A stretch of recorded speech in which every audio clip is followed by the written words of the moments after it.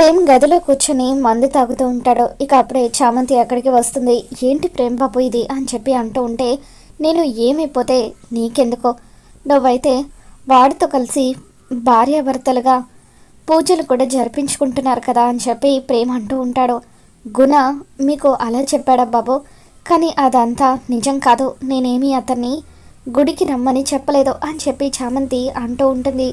ఇక దాంతో ప్రేమ్, అసలు నువ్వు ఏం చేస్తున్నావో నాకేమీ అర్థం కావట్లేదు చామంతి.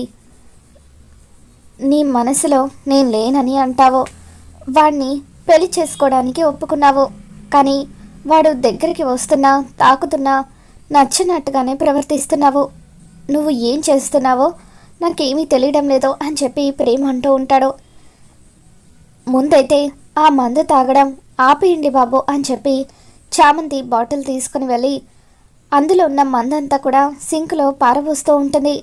ఈరోజు నువ్వు ఈ మందుని పారబోయొచ్చు చామ్, కానీ నువ్వు ఇలా పారబోయటం వల్ల నేను మళ్ళీ మందు తాగడం మానేస్తానని మాత్రం అనుకోకు.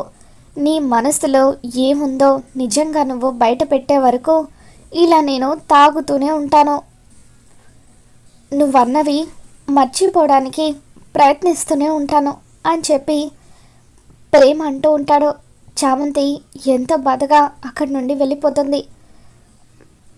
చామంతి లాన్లోకి వచ్చి చెట్లకు నీళ్లు పోస్తూ ఉంటుంది. ఇక అప్పుడే జగదీష్ రమాదేవి ఇద్దరు కూడా మాట్లాడుకుంటూ ఉంటారు.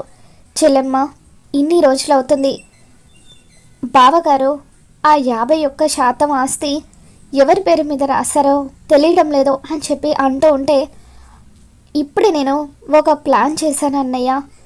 ఈ ప్లాన్తో ఖచ్చితంగా ఆయన అంతటా ఆయనే ఎవరి పేరు మీద ఆస్తి రాశారో బయట పెడతారు అని చెప్పి అంటూ ఉంటే, ఏంటమ్మా ఆ ప్లాన్ అని చెప్పి జగదీష్ అడుగుతూ ఉంటాడు. ఇక దాంతో రమాదేవి, ఈ ప్లాన్ని అమలు చేయాల్సింది నేను ఒక్కదాన్నే కాదన్నయ్య, నాతో పాటు నువ్వు, అరుణ్, రోజా ఇలా అందరం కలిసి ప్లాన్ చేస్తేనే నిజం బయటకు వస్తుంది. వాళ్ళని కూడా పిలుస్తాను అని చెప్పి రమాదేవి అరుణ్ వాళ్ళని కూడా పిలుస్తుంది. అరుణ్, రోజా వీళ్ళంతా కూడా లాన్లోకి వస్తారు. ఏంటి మామ్ పిలిచావని చెప్పి అరుణ్ అంటూ ఉంటాడు. మీతో ఒక ముఖ్యమైన విషయం మాట్లాడాలరా. ఇప్పటికే మీ నాన్న వేరొకరి పేరు మీద 51% ఆస్తి రాసి చాలా రోజులు అవుతుంది. ఇన్ని రోజులు అవుతున్నా ఆయన ఎవరి పేరు మీద ఆస్తి రాస్తారో మనం కనిపెట్టలేకపోయాము. కానీ ఇప్పుడు మనం ప్లాన్ చేస్తే ఖచ్చితంగా ఎవరి పేరు మీద ఆస్తి రాస్తారో కనుక్కోవచ్చు అని రమాదేవి అంటూ ఉంటుంది. ఏంటమ్మా నువ్వు అనేది, ఏంట ప్లాన్ అని చెప్పి అరుణ్ అంటూ ఉంటాడు. రేపు మీ నాన్నగారి పుట్టినరోజు.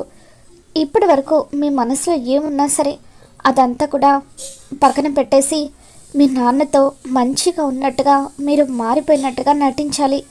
అలా మీరు మారిపోయినట్టుగా నటిస్తే ఖచ్చితంగా ఆయన ఎవరి పేరు మీద ఆస్తి రాస్తారో బయటపడుతుంది అని చెప్పి రమాదేవి అంటూ ఉంటుంది. అంటే చెల్లెమ్మ, రేపు బావగారి పుట్టినరోజు వేడుకలు గ్రాండ్గా సెలబ్రేట్ చేయాలి అంతే కదా అని చెప్పి జగదీష్ అంటూ ఉంటాడు. అవునన్నయ్య, పుట్టినరోజు వేడుకలు జరిపించడం మాత్రమే కాదు, మనమంతా కూడా ఆయన మీద చాలా ప్రేమ ఉన్నట్టుగా నటించాలి. ఆయనకు మన మీద కోల్పోయిన నమ్మకాన్ని తిరిగి కల్పించాలి అని చెప్పి రమాదేవి అంటూ ఉంటుంది. కానీ డాడ్ మనల్ని నమ్మడం లేదు కదమ్మా, ఇదంతా మనం చేసినంత మాత్రాన డాడ్లో మార్పు వస్తుందా అని చెప్పి అంటూ ఉంటే, 30 ఏళ్ళుగా ఆయనతో కాపురం చేసిన దానిగా చెబుతున్నాను, ఖచ్చితంగా మీ డాడ్లో మార్పు వస్తుంది అని చెప్పి రమాదేవి అంటూ ఉంటుంది. సరే అత్తయ్యగారు, అయితే రేపు మనమంతా కలిసి మామయ్య బర్త్డే సెలబ్రేషన్స్ని చాలా గ్రాండ్గా సెలబ్రేట్ చేద్దాము. మామయ్య మీద ఎంతో ప్రేమ ఉన్నట్టుగా నటించి ఎలాగైనా సరే ఆయన ఆస్తిని ఎవరి పేరు మీద రాశారో కనుక్కుందామని చెప్పి రోజా అంటూ ఉంటుంది. మొక్కలకు నీళ్లు పోస్తున్న చామంతి ఇదంతా కూడా వినేస్తుంది. వీళ్ళంతా కలిసి అయ్యగారిపైన మళ్ళీ ఏదో కుట్ర చేయాలని నిర్ణయించుకున్నారు.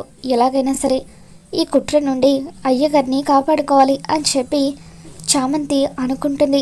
ముందుగానే అయ్యగారిని ఈ విషయం గురించి హెచ్చరించాలి అని చామంతి అనుకొని రాత్రిపూట హర్ష దగ్గరకు వెళ్తుంది. ఏంటమ్మా ఈ టైంలో వచ్చామని చెప్పి హర్ష అంటూ ఉంటాడు. అయ్యగారు మీతో ఒక విషయం చెప్పాలి.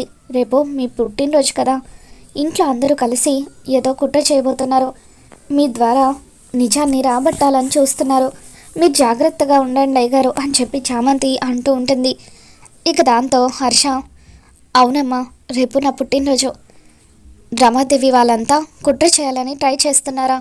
ఈ విషయం ముందుగానే నాతో చెప్పి చాలా మంచి పని చేశావు.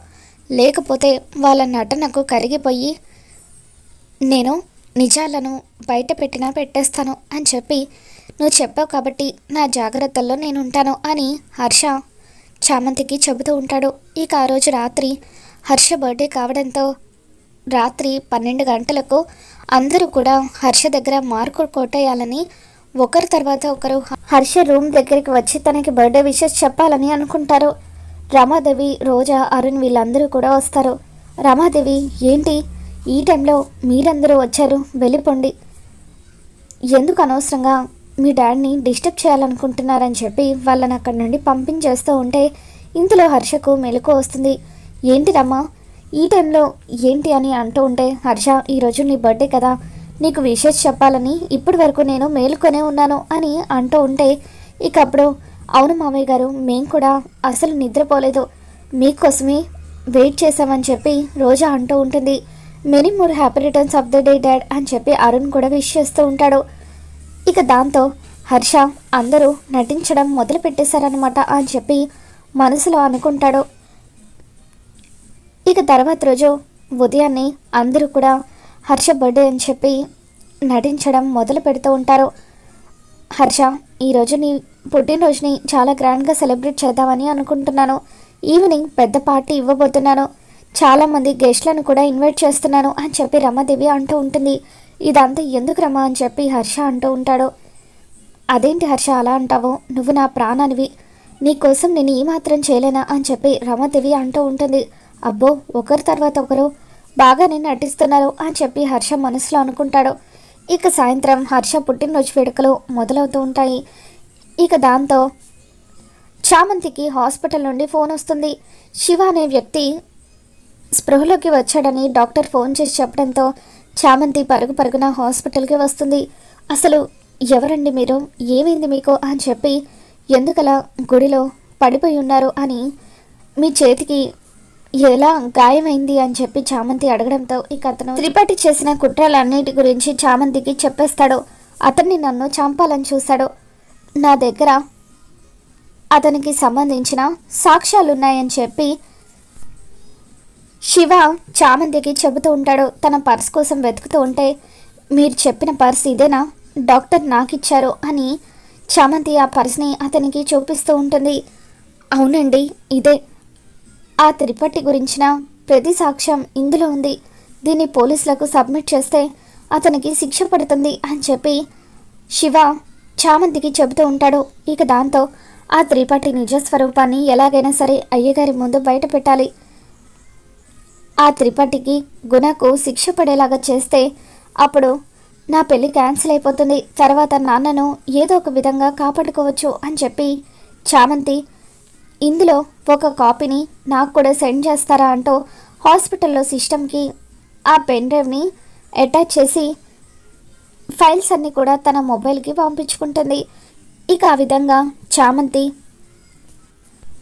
సాక్ష్యాలన్నిటినీ తీసుకొని ఇంటికి బయలుదేరి వస్తూ ఉంటుంది. మరోవైపు హర్ష తన పుట్టినరోజు కానుకగా ఏదైనా కోరుకోమని చంద్రికని అడుగుతాడు. ఇక దాంతో చంద్రిక చామంతి ప్రేమించుకుంటున్న విషయం గురించి హర్షకు చెప్పేసి, ఎలాగైనా మీరే వాళ్ళ పెళ్లి జరిపించాలి, ఇదే నేను కోరుకునే కానుక అని చెప్పి హర్షకు చెబుతూ ఉంటుంది. ఇక దాంతో హర్ష ఆలోచనలో పడతాడు. ఇక సాయంత్రం పార్టీ మొదలయ్యాక గెస్టులందరూ కూడా పార్టీకి వస్తూ ఉంటారు. రమాదేవి, రోజా వీళ్ళంతా కూడా కుట్ర చేస్తూ హర్ష దగ్గర మార్కులు కొట్టేయాలని ప్రయత్నిస్తూ ఉంటారు. హర్ష మాత్రం చామంతికి ప్రేమ్కి ఎలా పెళ్లి చేయాలా, గుణతో చామంతి పెళ్లి ఎలా క్యాన్సిల్ చేయాలా అని ఆలోచిస్తూ ఉండగా ఇక చామంతి ఆ పార్టీలో త్రిపాఠి చేసిన కుట్రల గురించి బయట పెడుతుంది. త్రిపాఠిని, గుణను పోలీసుల చేత అరెస్ట్ చేయిస్తుంది. ఇక దాంతో హర్ష గుణతో చామంతి పెళ్లి క్యాన్సిల్ చేస్తున్నట్టుగా ప్రకటిస్తాడు. మీ అందరికీ ఇంకొక విషయం కూడా నేను చెప్పాలనుకుంటున్నాను. చామంతి ప్రేమ్ ఇద్దరూ కూడా ప్రేమించుకుంటున్నారు. అందుకే ప్రేమ్ పెళ్ళి నిషాతో క్యాన్సిల్ చేసి చామంతితో జరిపించాలని నేను నిర్ణయం తీసేసుకున్నాను అని చెప్పి హర్ష చెప్పడంతో ప్రేమ్ ఎంతగానో ఆనందపడిపోతూ ఉంటాడో నిషా మాత్రం షాక్ అవుతూ ఉంటుంది. అసలు నువ్వు ప్రేమ్కి చామంతికి ఎలా పెళ్లి చేస్తావు హర్ష? ప్రేమ్ ప్రేమించినంత మాత్రాన చామంతి కూడా ప్రేమించాలని లేదు కదా అని చెప్పి అంటూ ఉంటే, అమ్మ చామంతి, నువ్వు ఎవరికి భయపడాల్సిన అవసరం లేదు. నీ మనసులో ఏముందో బయట పెట్టమ్మా. నువ్వు కూడా ప్రేమ్ని ప్రేమిస్తున్నావు కదా అని చెప్పి హర్ష చామంతిని అడుగుతూ ఉంటాడు. చామంతి ఆలోచిస్తూ ఉంటుంది. ప్రేమించట్లేదని చెప్పు అని రమాదేవి సైగ చేస్తూ ఉండడంతో ఇకప్పుడు చామంతి మాత్రం ప్రేమ్ని దృష్టిలో పెట్టుకొని, ఇప్పుడు నేను కాదంటే ప్రేమ్ బాబు ఏం చేసుకుంటారో ఏంటో అని చెప్పి కంగారు పడిపోతూ ఉంటే, ఇకప్పుడు చంద్రిక, చామంతి నువ్వు ఎవరికి భయపడాల్సిన అవసరం లేదు, నిజాన్ని బయటపెట్టు అని అంటూ ఉంటే, ఇకప్పుడు చామంతి నాకు కూడా ప్రేమ్ బాబు అంటే ఇష్టమే అయ్యారు అని చెప్పి నిజాన్ని బయట పెట్టేస్తుంది. ఇక దాంతో ప్రేమ్ ఎంతగానో ఆనందపడిపోతూ ఉంటాడు.